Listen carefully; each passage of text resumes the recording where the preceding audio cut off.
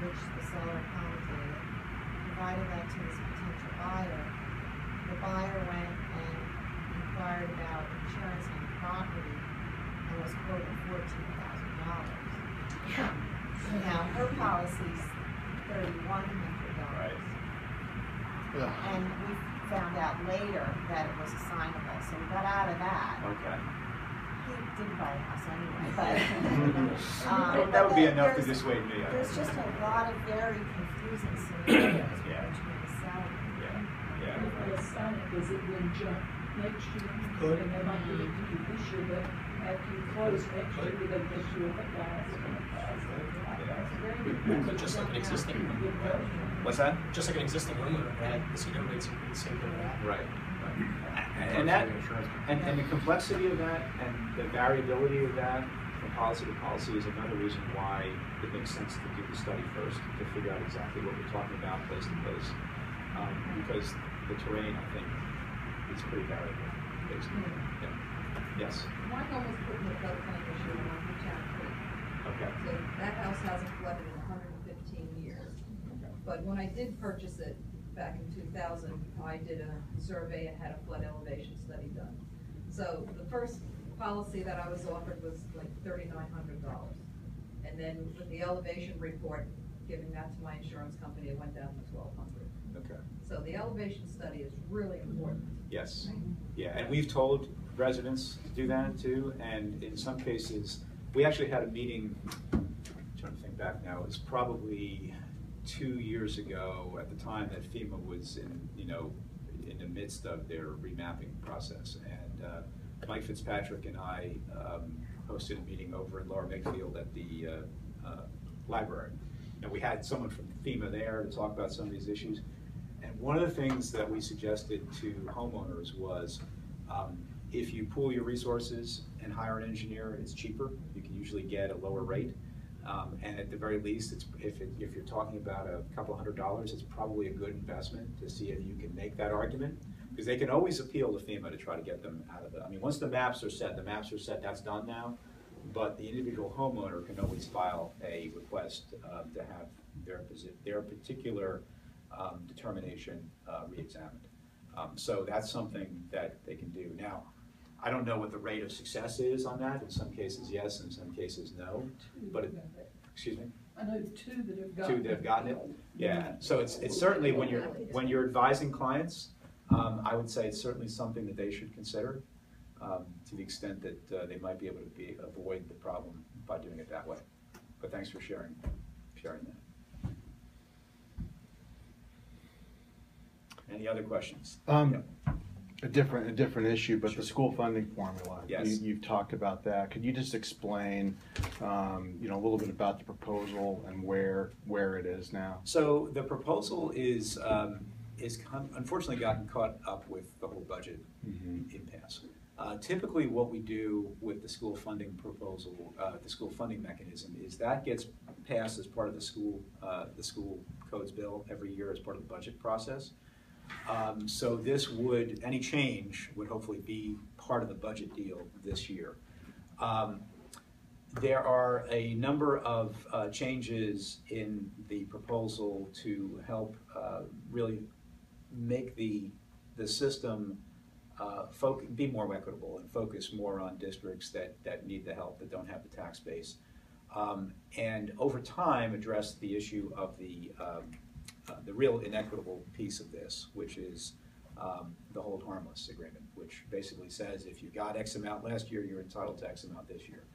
We have some real problems right here in Bucks County with that, and one of them is a new part of my district, Morrisville Borough, which really is significantly underfunded by the state, partly because some of the other issues on economic data, but also because of the hold harmless. We have districts in this state that have, over the last 30 years, been losing huge numbers of students. The population shift has happened where the economy has shifted, the jobs aren't there anymore, people have left the community, and as a consequence, the school districts have shrunk incredibly, and yet they're still being funded at a level as if they still had those larger populations, Whereas areas like ours that have grown in leaps and bounds in the last 30 years are not getting proportionately what they really ought to be getting.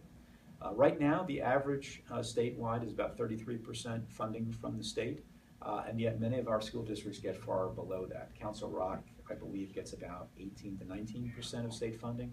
Pennsbury, my other large district, gets about 22%. And I don't think anyone's arguing ultimately that there'd have to, some of the wealthier districts have to be exactly on par, but there has to be more fairness in the system. And that fairness ultimately will help us stabilize property taxes. We have this debate about property taxes, and we should, because there are a lot of people in our communities that really can't afford to continue to pay increasing property taxes, particularly older people, people on fixed incomes. There are lots of different ways to address that issue. One of them is ultimately by making sure that our schools are doing everything they can to keep costs at a reasonable level. But we also need for the state to put more funding into education, and then to make sure that funding is driven out in a more equitable way. And so that's what this proposal seeks to do by changing the various formulas as to the different factors that go into consideration of a school district, the demographics, the economic status of the district, those types of things, and then get to a point where we can phase out the hold harmless. There's no way we're ever going to get rid of the hold harmless like this, because there are just too many districts that benefit from it, and therefore too many legislators for whom it would be really political suicide to get rid of it. So that's not going to happen. The best we can hope to do is to phase it out over time. Okay, thank you. Other questions? Yes? I have one more on 1299, sir. Who do you foresee as members of the task force? We have it written out where there are different appointments from the legislature and the governor. There is a proposal, I'm trying to remember back now. We did have DCNR involved, but there was one other, forgetting at the moment, that I did speak to the governor's office, and they had some suggestions about others who should be included as well. So I want to make sure, obviously, that the task force has, is as broad representation as possible in order to be able to do the work and to do it effectively. I have a question. Yes. You mentioned DCNR, the canal. And earlier you spoke about how the flooding wasn't necessarily, or some of the damage to the homes wasn't necessarily a result of the river, but the canal. So the canal in the upper part hasn't been filled in about, 10 years or so. Right. And there have continually been issues with it, things that come up that prevent it from being full. So I'm curious about how the state, because it is the state, DCNR is a state-run organization, Right. how they're analyzing rebuilding some of these areas along the canal so that they can, that flooding is prevented, because oftentimes they take into consideration the historical nature of these repairs, which are, certainly important. Right. But they're not really addressing the flood issue. Right. So, it's just this constant, revolving door. We're hoping for water, then we don't have it. Right. So, right.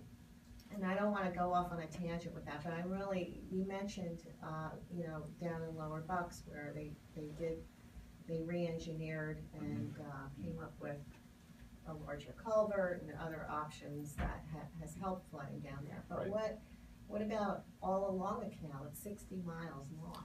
Yeah, it's a good question. I mean, I don't know what the status of that is. I haven't spoken to DCNR about that, but it is an important piece of it, because I do think that, it's a great resource, both, from a natural perspective, from a recreational perspective with the towpath and all the use that gets, and from a historic perspective. I think it's important. But the management of it needs to be holistic. We need to make sure that we're addressing the entire thing, and that whatever changes need to be made are being made in all those areas. And that includes not just projects like dredging and widening culverts where necessary, but also managing locks and water that's coming in as well. And that's been an issue in the past, particularly with these flood events where there has been at least a concern that flow in and out has not been managed as properly as it could have been to help mitigate some of those problems. So, but I will certainly look into that and see where we are with the other areas further north. Yeah, yes, because if somebody from TCNR is gonna be on the task force, I would just think a lot of those things should be taken into Yes. consideration. I agree. Yes, way in the back. In reference to the last person's question, Friends of the Delaware Canal is a good organization. It's a volunteer organization. Right. That does a lot of work and policy and what have you, and really is in charge of the decision there. But it's something you ought to contact if you're curious about canal situations. The canal has had problems managing its response to heavy rains. And 2011, they had an idea that essentially they would leave the canal at full. Right. Going into a storm. Of epic proportions. And then see what would happen, because they were getting frustrated with the fact that they had to continually repair the towpacks from the walls because the water would flow in, not from out of the canal, but into the canal from the Delaware River.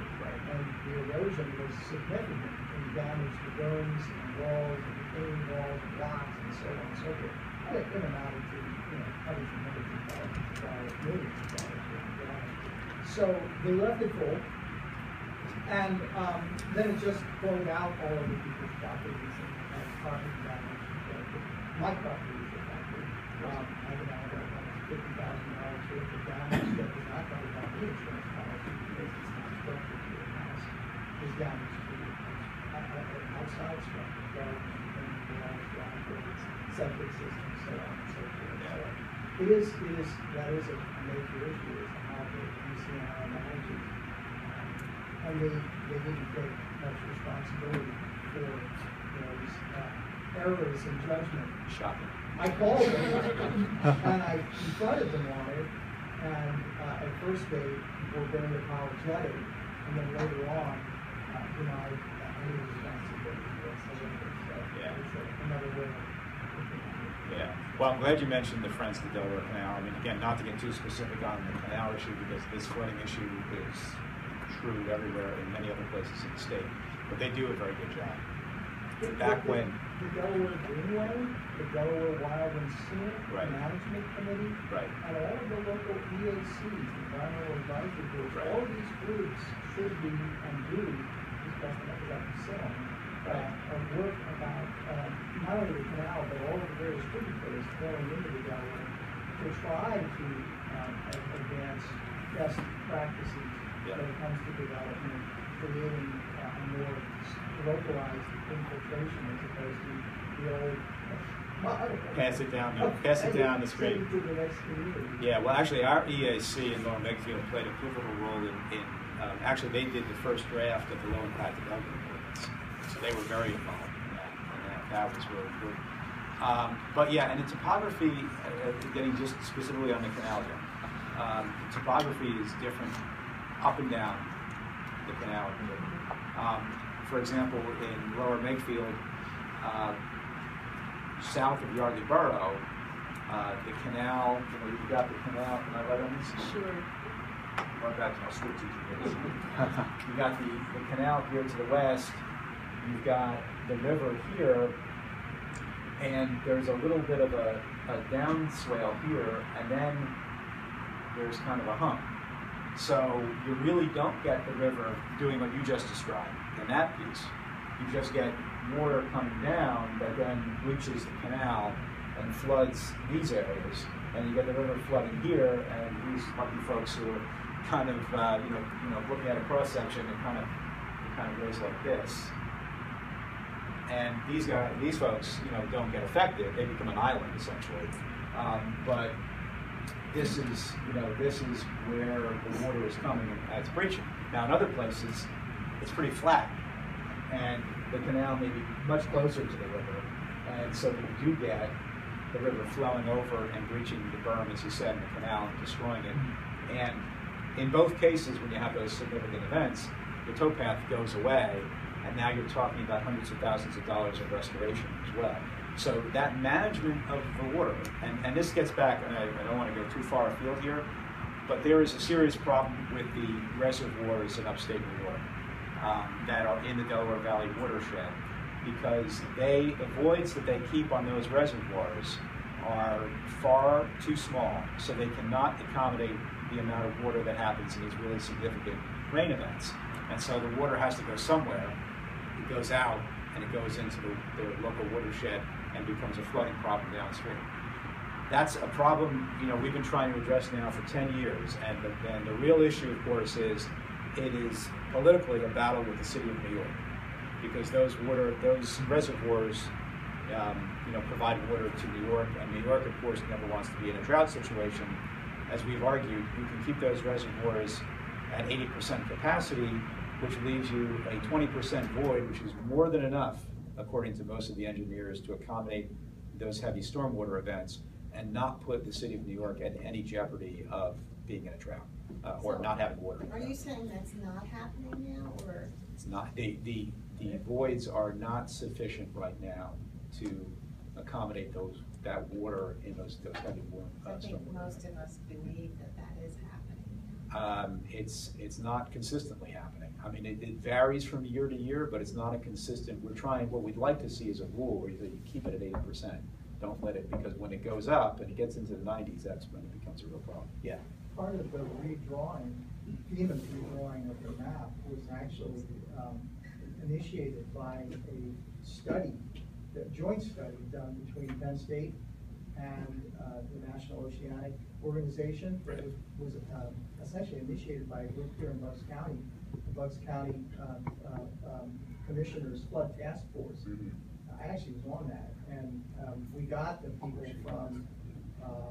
from Penn State to come down and talk to us about the various models that they did. They had a very complex system of models that they developed to try to study the flow of the river, Right. and see what would happen with the various you know, levels of. There's three major reservoirs: the Pacton, Neversink, and I don't know the other one. But anyway, those three reservoirs, and all of them, if they calculated in the 20% void, there was compelling evidence, but it wasn't 100% conclusive. Right. And so you couldn't get a complete consensus.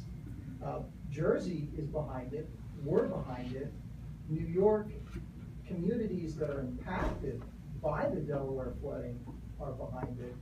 But as you pointed out, New York City carries an inordinate amount of weight. Right. And so those are still not policy, and they should be. They should be, yeah. And you know, listen, so there may not be 100% consensus, or there may not be, you know, that level of proof to say that it absolutely will prevent these events from happening.